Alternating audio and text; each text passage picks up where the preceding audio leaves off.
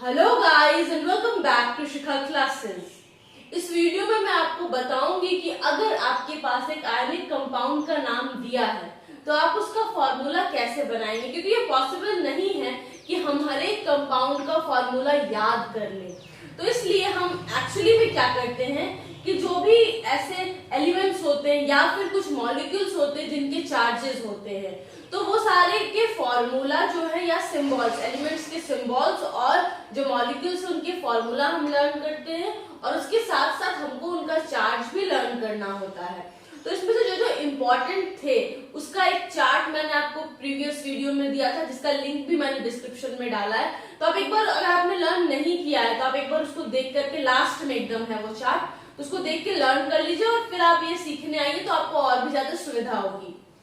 तो इससे पहले कि मैं आपको बताऊं कि कैसे कंपाउंड्स के फॉर्मूला लिखे जाते हैं, ये जानना इम्पोर्टेंट है कि कैसे हम काउंट करेंगे। अगर आपके पास फॉर्मूला दिया है तो आप कैसे ये काउंट करोगे कि उसमें कितने एटम्स हैं और कितने मॉलिक्यूल्स हैं।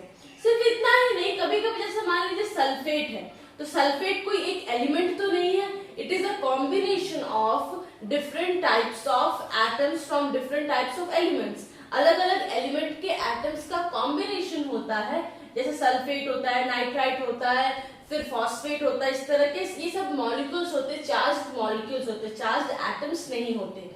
तो ये जानना भी जरूरी होता है कि इसमें कौन कौन से एलिमेंट्स यूज हुए हैं। तो जैसे सल्फेट होता है तो सल्फेट का फॉर्मूला होता है SO4। तो जो एलिमेंट यूज हुआ है that is sulphur. S symbol है सल्फर एलिमेंट का, तो सल्फर और O फॉर ऑक्सीजन। तो इसलिए मैंने सबसे इंपॉर्टेंट बात आपसे कही कि सबसे पहले जितने भी एलिमेंट्स होते हैं, खासकर जो इंपॉर्टेंट एलिमेंट्स होते हैं, लगभग जो आपको अभी पढ़ना है एटलीस्ट 10 तक, तो अराउंड आप 30 to 35 एलिमेंट्स के नाम और सिंबल जरूर से लर्न कर लीजिए। और सिंक्रोनाइज्ड वे में, जैसे कि आपको पीरियोडिक टेबल 10th में अगर हैं आप, तो आपको उसमें पढ़ना भी होगा। तो 1 हाइड्रोजन, हीलियम, लिथियम, बेरिलियम, इस तरह से अगर आप एक सिंक्रोनाइजेशन में याद करते हैं तो वो और भी अच्छा है। लेकिन हाँ, सिंबल्स जरूर लर्न कर लीजिए जो इंपॉर्टेंट एलिमेंट्स है उनके। तो अगर कैल्शियम सल्फेट है तो हम समझते हैं कि इसमें 3 एलिमेंट्स के एटम्स हैं, एक है कैल्शियम, एक है सल्फर और एक है ऑक्सीजन। अगर पोटेशियम नाइट्रेट है तो इसमें भी 3 एलिमेंट्स के एटम हैं, एक है पोटेशियम, पोटेशियम का सिंबल होता है K, N for nitrogen, nitrogen का ही सिंबल N होता है, और O फॉर ऑक्सीजन, क्योंकि जो नाइट्रेट है ये एक मॉलिक्यूल है that is composed of nitrogen and oxygen. जब ये कंपाउंड हम देखेंगे तो हम पाएंगे कि इसमें 3 एलिमेंट्स के एटम्स, एक पोटेशियम के, एक नाइट्रोजन के और एक ऑक्सीजन के। उसी तरह से ये थोड़ा सा टेढ़ा है, एल्युमिनियम सल्फेट। तो इसमें क्या है कि एल्युमिनियम है, सल्फर है और ऑक्सीजन है। लेकिन जब हम नंबर ऑफ एटम्स हर एक एलिमेंट के काउंट करने जाएंगे तो उसमें थोड़ा सा एक कैलकुलेशंस होगा। नीचे में लिखते हैं, इसको कहते हैं सबस्क्रिप्ट, SUB सब, SCRIPT सबस्क्रिप्ट। तो जो एटम्स के नंबर होते हैं वो सबस्क्रिप्ट पे लिखा जाता है, यानी कि नीचे लिखा जाता है। अगर एटम की संख्या 1 है तो 1 को हम नहीं लिखते, अगर कुछ नहीं लिखा दैट मींस इट्स अंडरस्टूड कि वो 1 है। तो यहाँ पे कैल्शियम, कैल्शियम के सबस्क्रिप्ट में कुछ नहीं लिखा, इसका मतलब कि कैल्शियम का एटम 1 है। सल्फर के भी सबस्क्रिप्ट में कुछ नहीं लिखा, यानी सल्फर का भी एटम 1 है। लेकिन ऑक्सीजन के बगल में 4 लिखा है, that means number of atoms of oxygen is 4। अब उसी तरह से पोटेशियम नाइट्रेट का आप एक सेकंड वीडियो पॉज करके खुद पहले गेस कर लीजिए। अब क्या देखिए, पोटेशियम के नीचे कुछ नहीं लिखा, इसका मतलब पोटेशियम का एक एटम है। नाइट्रोजन के नीचे भी कुछ नहीं लिखा, मतलब नाइट्रोजन का भी एक एटम है, पर ऑक्सीजन का 3 एटम्स होगा। अब यहाँ पे आपको एक चीज बहुत केयरफुली ध्यान देनी होगी। जैसे ये है एल्युमिनियम, तो एल्युमिनियम के नीचे 2 लिखा है, तो दैट मीन्स कि एल्युमिनियम का सिम हो जाएगा number of atoms of aluminium 2। और सल्फर जो है, यहाँ पे सल्फर के नीचे 1 है, कुछ नहीं दैट मीन्स 1 है, लेकिन पूरे ब्रैकेट पे 3 है। तो इसका कहने का मतलब क्या है कि सल्फेट जो मॉलिक्यूल है वो सल्फेट मॉलिक्यूल 3 है। तो सल्फेट का अगर एक मॉलिक्यूल लिखा जाए तो उसमें 3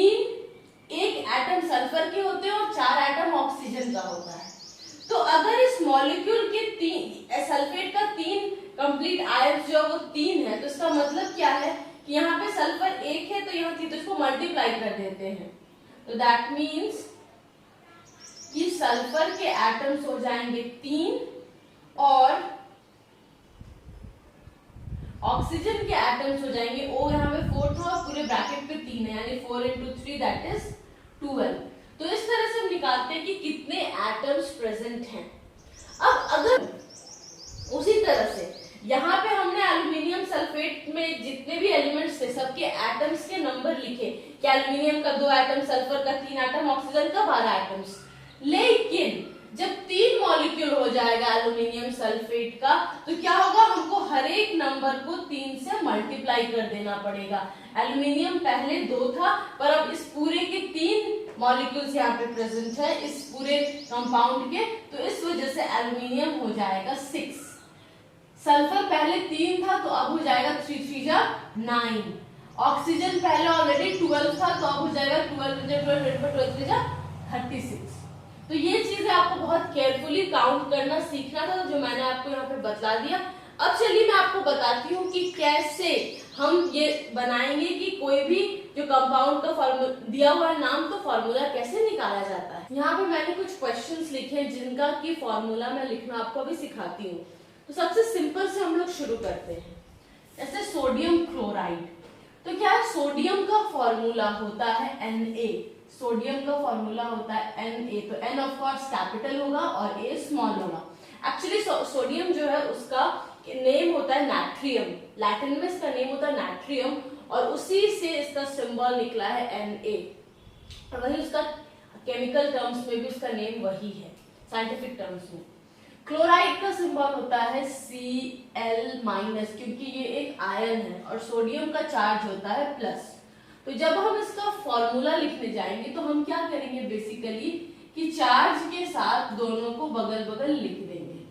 अब उसके बाद क्या होता है, क्रॉसिंग होती है, मतलब इसका जितना चार्ज है वो उसके नीचे आएगा और इसका जितना चार्ज है वो इसके नीचे आएगा। तो बेसिकली यहाँ पे क्या है कि दोनों +1 ही है, तो एक्चुअली भी न्यूट्रलाइज भी हो जाएंगे और नीचे हम कभी भी 1 नहीं लिखते, तो इसलिए ये बन जाएगा NaCl। Cl of course chlorine का, क्योंकि क्या होता है कि C कार्बन का भी सिंबल है, तो हम क्लोरीन का तो C लिख नहीं सकते ना, तो इस वजह से जब सिंबलाइज किया जा रहा था अलग अलग आयंस को या फिर एलिमेंट्स को, तो उस वक्त क्लोरीन को जो सिंबल मिला दैट वो Cl, C capital and L small. तो सोडियम क्लोराइड का ये सिंबल हो जाएगा, ये फॉर्मूला हो जाएगा। Now other is calcium sulphate. तो जो कैल्शियम होता है इसका होता है, ये आपका 1 था, कैल्शियम का होता है Ca2+, और सल्फेट का फॉर्मूला होता है SO4 और उसका चार्ज होता है 2-। तो जब हम इसको क्रॉस करने जाएंगे तो ये ऐसे हो जाएगा और ये ऐसे हो जाएगा। तो क्या है बेसिकली कि दोनों में 2 का ही चार्ज है, एक प्लस और एक माइनस, तो वो एक दूसरे को न्यूट्रलाइज कर लेगा। तो इस वजह से जब इसका फॉर्मूला हम लिखेंगे तो वो सिंपली हो जाएगा CaSO4। कैल्शियम का Ca सिंबल होता है, सल्फेट का SO4 होता है, दोनों कैपिटल, इसका मतलब ये दोनों 2 एलिमेंट्स है, एक है सल्फर और एक है ऑक्सीजन। तो उतना ही, जब आपको एक कंपाउंड का फॉर्मूला लिखना है तो सिर्फ ये देखना है कि चार्जेस कितने, तो कैल्शियम का 2+ था, सल्फेट का 2- था, चूंकि दोनों में 2 ही था तो वो न्यूट्रलाइज हो गया और ये सिर्फ लिखाएगा कैल्शियम सल्फेट। अब मैं आपको बताती हूँ एमोनियम नाइट्रेट का फॉर्मूला। एमोनियम का फॉर्मूला होता है NH4 और इसका चार्ज होता है सिर्फ प्लस, यानी कि +1, और नाइट्राइट का फॉर्मूला होता है NO3 और इसका चार्ज होता है माइनस, यानी -1। तो जब हम इसका एक फॉर्मूला बनाने जाएंगे तो ये हो जाएगा NH4+ एंड NO3-। तो चूंकि दोनों में सेम ही पावर्स है तो वो एक्चुअली न्यूट्रलाइज हो जाएंगे और इसका फॉर्मूला बनेगा NH4NO3, यानी अमोनियम नाइट्रेट। अब वैसे भी इन दोनों का चार्जेस सेम ही था तो न्यूट्रलाइज हो जाता, +1 था तो 1 वैसे भी हम नीचे नहीं लिखते हैं। अब है एल्यूमिनियम ऑक्साइड। तो एल्यूमिनियम जैसा हम सभी लोग जानते हैं, it's A capital and L small, और इसका चार्ज होता है 3+। ऑक्साइड का सिंबल होता है O और इसका चार्ज होता है 2-। जैसा कि आप देख रहे हैं, चार्ज हम लोग सुपरस्क्रिप्ट करते हैं यानी ऊपर में लिखते हैं। जब हम उसका कंपाउंड बनाने जाएंगे तो ये लिखाएगा Al3+ और वो लिखाएगा O2-। तो क्या होगा बेसिकली कि ये एक्सचेंज हो जाएगा, ये इधर आ जाएगा और ये इधर आ जाएगा। तो क्लियरली ये हो जाएगा Al2O3। तो ये पहला था जिसमें मैंने आपको चार्जेस लिखना सिखाया कि नीचे चार्जेस कैसे एटम्स का नंबर बनते हैं। तो यहाँ Al था, O के ऊपर 2- का चार्ज है। तो जब हम नीचे लिखने जाते हैं उसका फॉर्मूला कंपाउंड का, तो जो प्लस या माइनस चार्ज है वो हम नहीं लिखते, हम सिर्फ इस नंबर पे फोकस करते हैं। तो यहाँ पे O का चार्ज था 2, 2 चार्ज था, तो ये 2 जो है वो एल्यूमिनियम के नीचे लिखा जाएगा, और एल्यूमिनियम का 3 चार्ज था तो वो 3O के नीचे लिखा जाएगा। बस जब कंपाउंड लिखना है तो उसमें प्लस माइनस चार्ज का कोई भी काम नहीं होता है। तो इस तरह से आपका हो गया एल्यूमिनियम ऑक्साइड। अब हम लोग पढ़ते हैं एल्यूमिनियम सल्फेट का फॉर्मूला कैसे लिखेंगे। तो ये थोड़ा ध्यान से देखिएगा। एल्यूमिनियम का सिंबल होता है Al एंड उसका चार्ज होता है 3+, एंड सल्फेट का सिंबल होता है SO4 एंड इसका चार्ज होता है 2-। तो जब हम इसका फॉर्मूला लिखने जाएंगे तो क्या होगा, ये 3 इसके नीचे आना चाहिए और ये 2 जो है वो इसके नीचे आना चाहिए। तो ये तो सिंपल है कि एल्यूमिनियम हम लिख दिए और यहाँ पर 2 लिख दिए, चार्जेस फिर से नहीं लिखना है।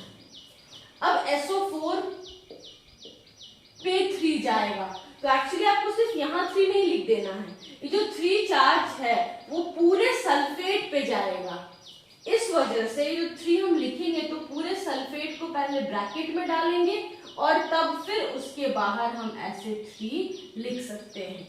तो ये कुछ एग्जांपल्स में होगा, आपको समझ में आया होगा। मैं कुछ और 2-3 एग्जांपल्स दे करके और फिर उसके बाद मैं आपको कुछ टास्क दूंगी, कुछ अराउंड 10 क्वेश्चंस दूंगी जिसका कि फॉर्मूला लिख करके आप रखिएगा, और फिर मैं नेक्स्ट वीडियो में आपको ये बतलाऊंगी कि उसके सही आंसर्स क्या थे। अगर आपको कोई कंफ्यूजन होगा तो आप आराम से कमेंट बॉक्स में पूछ सकते हैं, फेसबुक पे मैसेज करके भी पूछ सकते हो, या फिर आपको आंसर्स आपने जो बनाए तो आप मुझे फोटो खींच करके फेसबुक पे या ईमेल एड्रेस पे भेज सकते हो। चलिए पहले मैं आपको कुछ और समझा देती हूँ और फिर मैं आपको होमवर्क दूंगी। अब मैं आपको बताती हूँ कि कैसे फेरस ऑक्साइड यानी आयरन 2 ऑक्साइड और फेरिक ऑक्साइड यानी आयरन 3 ऑक्साइड, इसके फॉर्मूला कैसे लिखते हैं। सबसे इम्पोर्टेंट, आपने ऐसा बहुत ज्यादा कॉपर के बगल में ब्रैकेट में भी आपने इस तरह का लिखा हुआ देखा होगा। तो ये जो रोमन नंबर्स में हमने 2 लिखा या 3 लिखा, ये एक्चुअली उसके वैलेंसी को शो करता है।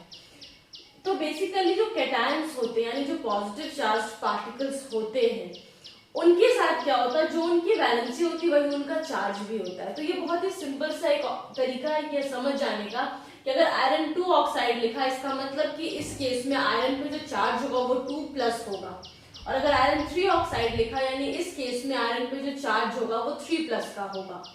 अब हम देखते हैं कि कैसे इसको बनाएंगे।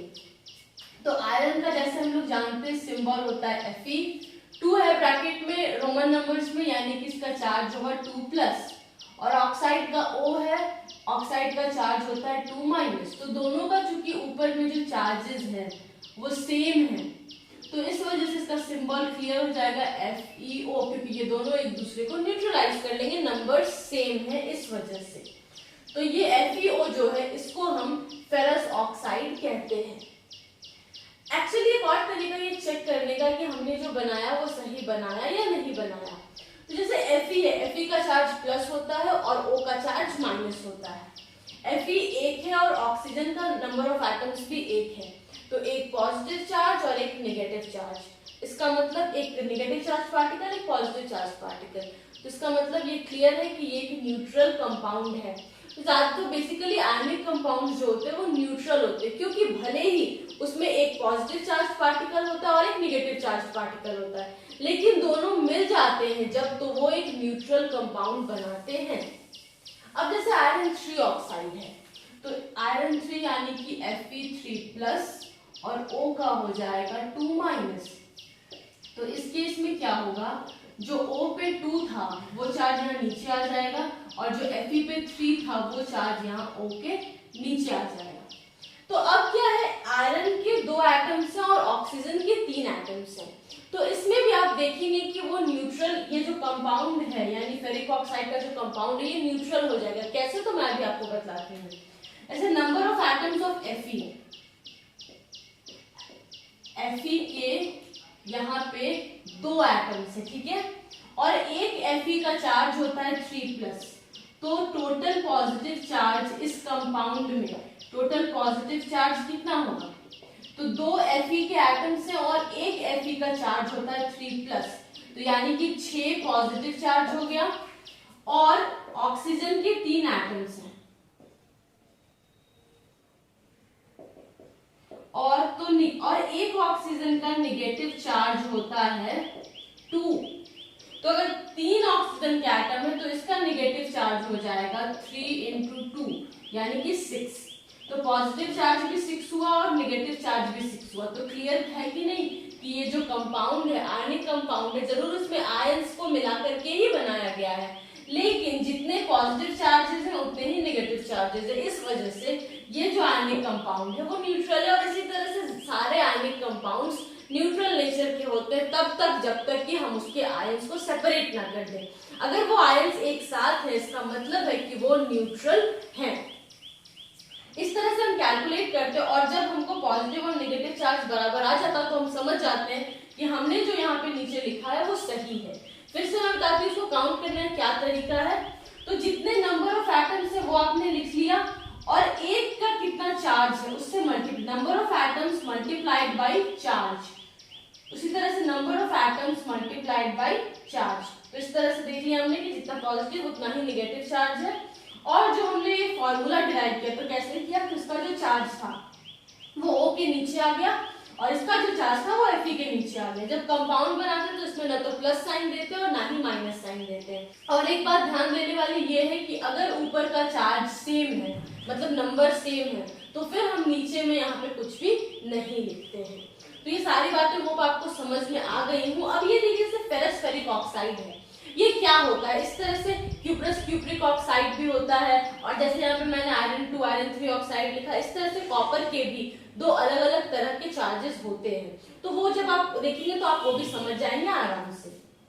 अब फेरस फेरिक ऑक्साइड यानी कि आयरन 2 आयरन 3 ऑक्साइड, तो इसका क्या होता है आप देखिए, एक होगा FeO आयरन 2 ऑक्साइड और आयरन 3 ऑक्साइड का होगा Fe2O3। जब हम इसको कंबाइन करके लिखते हैं तो ये बन जाता है Fe3 2 + 1 3 और O का हो जाता है 1 + 3 4, यानी कि फेरस फेरिक ऑक्साइड का फॉर्मूला हो जाता है Fe3O4। रस्ट का लगभग इसी तरह का फॉर्मूला होता है Fe3O4 H2O। तो खैर अभी आपको वो नहीं पढ़ना है। अब मैं आपको कुछ क्वेश्चंस देती हूँ, तो ये सारे क्वेश्चंस आप सॉल्व करके रखिएगा।